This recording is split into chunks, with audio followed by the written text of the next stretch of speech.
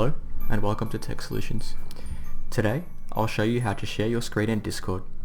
First, make sure you join a voice channel in the Discord server you want to share your screen to. Then, go to the bottom left of the screen and you'll see an option to share your screen. Click on that. You'll then get some Go Live options. You'll have the option to share a specific application, such as Discord, Putty or Steam in my case, or to share a specific screen if you have multiple monitors.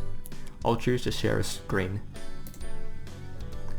Once you click on the screen, you'll see what screen you're sharing and what channel you'll be streaming to. So for people to be able to see the stream, they need to join this channel in the Discord server. Then, when you're ready, click on Go Live.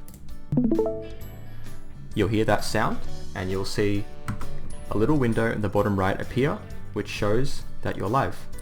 You can click and drag this window to different corners of your screen if it ever gets in the way. And to make it bigger, you can simply double click on it and then you'll get a larger preview of your screen. And that's how you share your screen in Discord. Thanks for watching.